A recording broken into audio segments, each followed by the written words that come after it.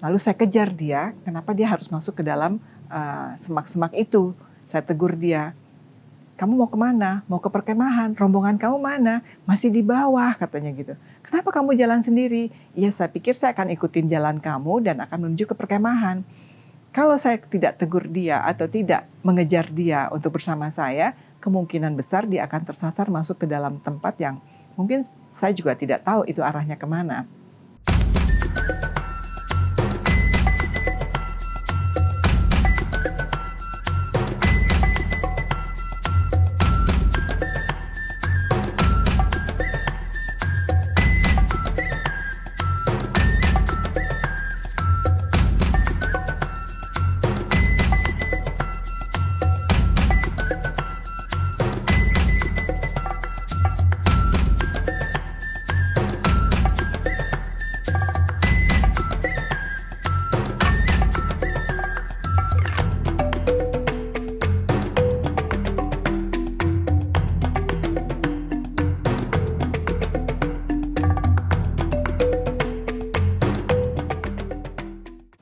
Assalamualaikum warahmatullahi wabarakatuh. Saya Marisa dan saat ini saya sedang duduk di sebuah pojok kecil toko outdoor yang hangat, mengenang jejak-jejak langkah saya dalam sebuah perjalanan yang saya beri nama Perjalanan Menunduk. Bukan karena saya lelah atau kalah, tapi karena saya ingin belajar rendah hati dari jalanan-jalanan asing yang tidak pernah menyuruh siapapun untuk sombong. Kali ini saya ingin bercerita pengalaman saya mendaki Gunung Merbabu. Saya mendaki Gunung Merbabu melalui trek Suwanting, yaitu dari Magelang, menuju ke puncak triangulasi 3145 meter di atas permukaan laut. Perjalanan pendakian Gunung Merbabu melalui Suwanting adalah pengalaman pendakian yang menyenangkan, karena kami dilingkupi oleh kehijauan hutan-hutan yang luar biasa, serta ada gunung-gunung indah yang ada di sekitar kami. Di antaranya sebelah kanan kami adalah Gunung Merapi, dan di beberapa ketinggian akan tampak gunung-gunung lain yaitu Sindoro, Sumbing, Gunung Andong, Gunung Telemoyo, bahkan Gunung Slamet dari ketinggian Merbabu. Perjalanan ke Merbabu adalah perjalanan yang cukup cadas karena kami melewati trek Suwanting. Ada beberapa titik itu memerlukan tali untuk pendakiannya dan apabila hujan itu akan sangat licin. Jadi sebenarnya tidak mudah-mudah banget untuk mendaki Merbabu via Suwanting. Ada pengalaman berharga yang saya dapatkan ketika melakukan pendakian Gunung Merbabu via Suwanting, yaitu saat dari pos 3, 4 menuju pos 5, di mana ada rombongan yang ketika itu saya juga sudah sempat bertemu dengannya di base camp, dan dia menggunakan porter serta guide sendiri. Tapi saat itu di pos 3 dia sudah mulai menegur saya dan mengatakan ingin berjalan bersama saya. Akhirnya kami ngobrol di perjalanan, lalu saya menanyakan, kemana rombongannya? Rombongannya masih tertinggal katanya, masih sedang beristirahat.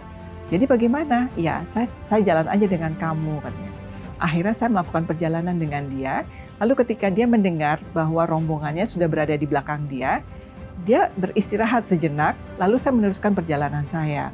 Saya pikir dia sudah berada dalam rombongan. Tapi ketika saya berjalan lebih jauh lagi, saya menemukan dia tersasar. Dia menuju jalan ke arah kiri, sementara perkemahan ada di jalur menuju sebelah kanan. Lalu saya kejar dia, kenapa dia harus masuk ke dalam semak-semak itu. Saya tegur dia, kamu mau kemana? Mau ke perkemahan, rombongan kamu mana? Masih di bawah, katanya gitu. Kenapa kamu jalan sendiri? Iya, saya pikir saya akan ikutin jalan kamu dan akan menuju ke perkemahan.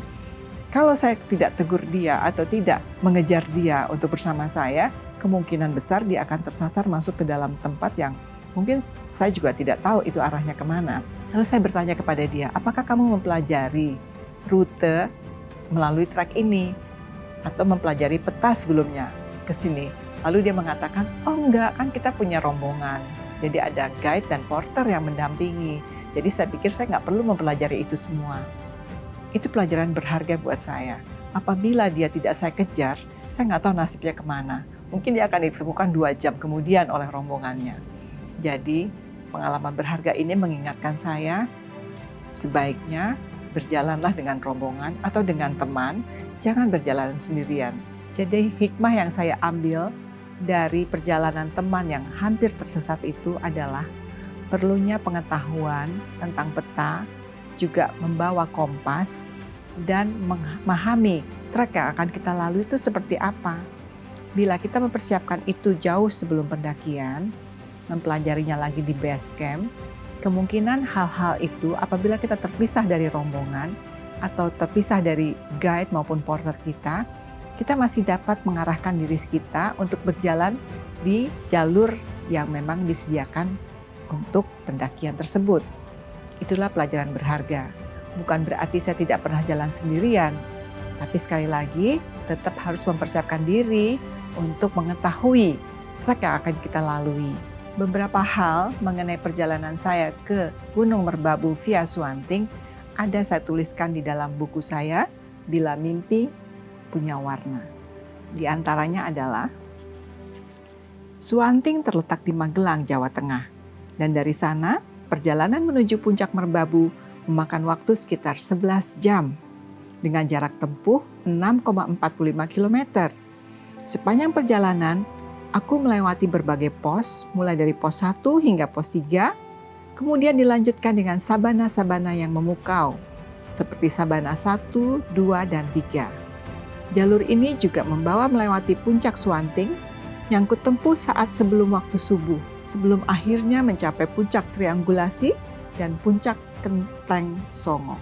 Suwanting memberikan kesempatan untuk menyaksikan awan-awan berarak seperti kapas, terutama di pagi hari sebelum matahari terik. Pemandangan ini menciptakan profil negeri di atas awan yang luar biasa indah, menawarkan pengalaman mendaki yang tak terlupakan di Gunung Merbabu. Perjalanan menunduk mengajarkan saya bahwa yang paling berharga bukanlah tempat tujuan, tapi bagaimana kita menapakinya. Bahwa manusia tidak perlu menaklukkan dunia, cukup berdiri bersisian dengannya sambil menunduk, belajar, menerima, dan memahami. Maka mari terus melangkah, bukan untuk mencari sensasi, tapi untuk mengasah empati dan mengenal diri kita yang sesungguhnya. Saya Marisa, terima kasih sudah menyimak.